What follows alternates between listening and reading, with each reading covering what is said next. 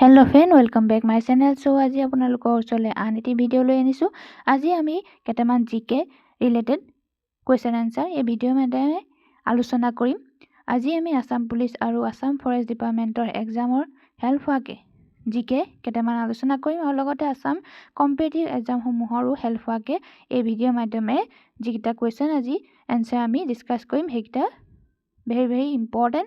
গতিকে আপোনালোকে ভিডিওটো আধাকে চাই এই না যাব কাৰণ গোটেইটা চালে গোটেইটা কোৱেশ্চন আনসাৰ যিকেইটা আজি আমি এই ভিডিওৰ মাধ্যমে ডিসকাস কৰিম সেইকেইটা আপোনালোকে চাই আপোনালোকৰ বাবে যথেষ্ট হেল্পফুল হ'ব বুলি মই আশা ৰাখিলো। গতিকে ভিডিওটো শেষলৈকে চাব আৰু ভিডিওটো চাই যদি ভাল পায় লাইক এটি কৰি দিব নাপাহৰিব। সো আহক ভিডিওটো আজি আৰম্ভ কৰোঁ দেৰি নকৰাকে। সো ফাৰ্স্ট কোৱেশ্চনটো চাওঁ। কোৱেশ্চন 1 ওয়াৰ্ল্ড হেৰিটেজ ডে কেতিয়া পালন কৰা হয়? এতিয়া অপশন এত কৈছে 18 এপ্ৰিল, অপশন বিত কৈছে 15 এপ্ৰিল, অপশন সিত কৈছে 21 জানুৱাৰী আৰু অপশন ডিত কৈছে 17 ডিসেম্বৰ। গতিকে শুদ্ধ উত্তৰটো হ'ব অপশন এ 18 এপ্ৰিল তাৰিখে ওয়াৰ্ল্ড হেৰিটেজ ডে পালন কৰা হয়। এতিয়া কোৱেশ্চন 2টো চাওঁ। কোৱেশ্চন 2টো কৈছে ভাৰতৰ সংবিধানৰ কোনটো অনুচ্ছেদত শিক্ষা অধিকাৰৰ বিষয়ে উল্লেখ আছে? এতিয়া অপশন এত কৈছে আৰ্টিকল 21A, অপশন বিত কৈছে আৰ্টিকল 34, অপশন সিত কৈছে আৰ্টিকল 5 আৰু অপশন ডিত কৈছে আৰ্টিকল 45। গতিকে কাৰেক্ট আনসাৰটো হৈছে অপশন এ আৰ্টিকল 21A। এতিয়া কোৱেশ্চন 3টো সুধিছে। কোৱেশ্চন 3টো কৈছে যে ভাৰতৰ সংবিধান কেতিয়া প্ৰথম গ্ৰহণ কৰা হয়? এতিয়া অপশন এত কৈছে 1949, অপশন বিত কৈছে 1948, অপশন সিত কৈছে 1950 আৰু অপশন ডিত কৈছে 1946।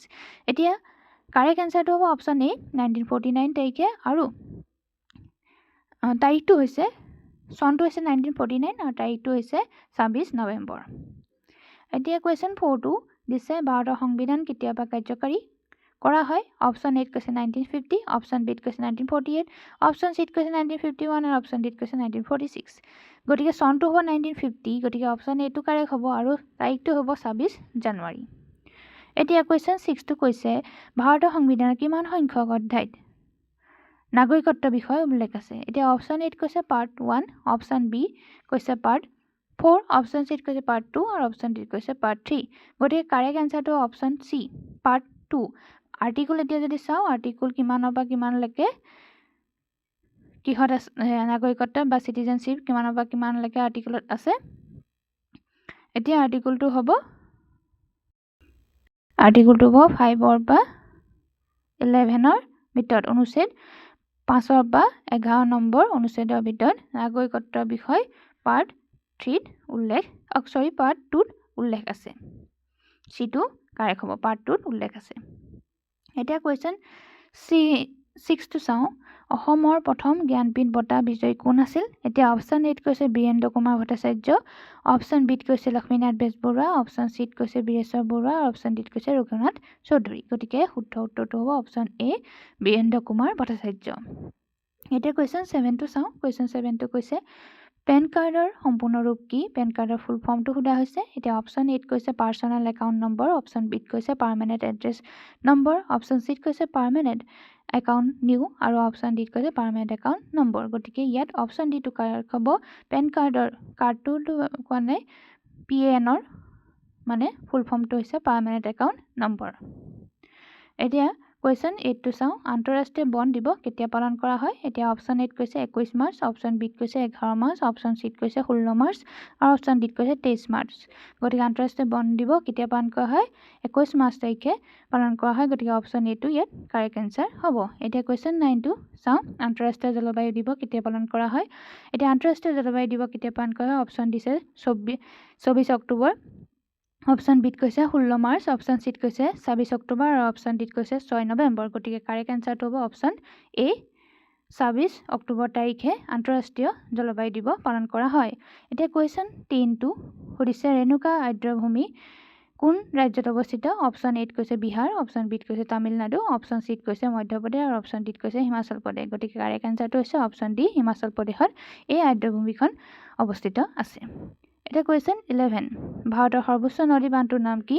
অপশন এত কৈছে হীৰাকুণ্ড বান্ধ, অপশন বিত কৈছে ৰেংগিলি বান্ধ, অপশন সিত কৈছে ৰায়হান বান্ধ আৰু অপশন ডিত কৈছে ইন্দিৰা সাগৰ বান্ধ। গতিকে অপশন এটো কাৰেক্ট হ'ব হীৰাকুণ্ড বান্ধ। এতিয়া কুৱেশ্যন 12টো চাওঁ কুৱেশ্যন 12টো কৈছে কংকিনী ভাষাটো কোন ৰাজ্যৰ হয় অপশ্যন এত কৈছে গোৱা অপশ্যন বিত কৈছে তামিলনাডু অপশ্যন চিত কৈছে মধ্যপ্ৰদেশ আৰু অপশ্যন ডিত কৈছে হিমাচল প্ৰদেশ গতিকে option A Goa correct answer হ'ব এতিয়া কুৱেশ্যন 13টো চাওঁ প্ৰথম ভাৰতৰ আন্তঃৰাষ্ট্ৰীয় চলচ্চিত্ৰ মহোৎসৱ ক'ত অনুষ্ঠিত হৈছিল এতিয়া অপশ্যন এত কৈছে মুম্বাই অপশ্যন বিত কৈছে তামিলনাডু অপশ্যন চিত কৈছে মধ্যপ্ৰদেশ আৰু অপশ্যন ডিত কৈছে হিমাচল প্ৰদেশ গতিকে এই কাৰেক্ট এনচাৰটো হ'ব অপশ্যন এ মুম্বাই এতিয়া কুৱেশ্যন 14টো চাওঁ ভাৰতৰ 22 সংখ্যক ৰাজ্যৰ নাম কি এতিয়া অপশ্যন এত কৈছে ছিকিম অপশ্যন বিত কৈছে মেঘালয় অপশ্যন চিত কৈছে হিমাচল প্ৰদেশ আৰু অপশ্যন ডিত কৈছে গোৱা গতিকে কাৰেক্ট এনচাৰটো হ'ব অপশ্যন এ ছিকিম এতিয়া কুৱেশ্যন 15টো চাওঁ কুৱেশ্যন 15টো কৈছে ভাৰতৰ পূৰ্ণাংগ বাজেট কোনে দাখিল কৰে এতিয়া অপশ্যন এত কৈছে প্ৰধানমন্ত্ৰী অপশ্যন বিত কৈছে ৰাজ্যপাল অপশ্যন চিত কৈছে ৰাষ্ট্ৰপতি আৰু অপশ্যন বিত কৈছে কেন্দ্ৰীয় বিত্তমন্ত্ৰী গতিকে অপশ্যন ডিটো কাৰেক্ট হ'ব কেন্দ্ৰীয় বিত্তমন্ত্ৰীয়ে ভাৰতৰ পূৰ্ণাংগ বাজেট দাখিল কৰে এতিয়া কুৱেশ্যন 16টো চাওঁ ভাৰতৰ পূৰ্ণাংগ বাজেট দেশৰ কোনখন সদনত দাখিল কৰা হয় বা দাখিল কৰে উত্তৰ হ'ব লোকসভা যাক নিম্ন সদন বুলিও জনা যায় এতিয়া কুৱেশ্যন 17 ভাৰতত কেতিয়া ডাক দিৱস পালন কৰা হয় এতিয়া অপশ্যন এত কৈছে 24 অক্টোবৰ অপশ্যন বিত কৈছে 16 মাৰ্চ অপশ্যন চিত কৈছে 26 অক্টোবৰ আৰু অপশ্যন ডিত কৈছে 10 অক্টোবৰ গতিকে ইয়াত কাৰেক্ট এনচাৰটো হ'ব অপশ্যন ডি 10 অক্টোবৰ এতিয়া কুৱেশ্যন 18টো চাওঁ স্বাধীন ভাৰতত কেতিয়া প্ৰথম বাজেট দাখিল কৰা হৈছিল এতিয়া অপশ্যন এত কৈছে 1947 অপশ্যন বিত কৈছে 1989 অপশ্যন চিত কৈছে 1967 আৰু অপশ্যন ডিত কৈছে 1955 গতিকে কাৰেক্ট এনচাৰটো হ'ব অপশ্যন এ 1947ৰ 26 নৱেম্বৰ তাৰিখে প্ৰথম বাজেট স্বাধীন ভাৰতৰ প্ৰথম বাজেট দাখিল কৰা হৈছিল এতিয়া কুৱেশ্যন 19টো চাওঁ কুৱেশ্যন 19টো কৈছে UPI ব্যৱস্থা কেতিয়াৰ পৰা ভাৰতত প্ৰচলন হৈছিল এতিয়া অপশ্যন এত কৈছে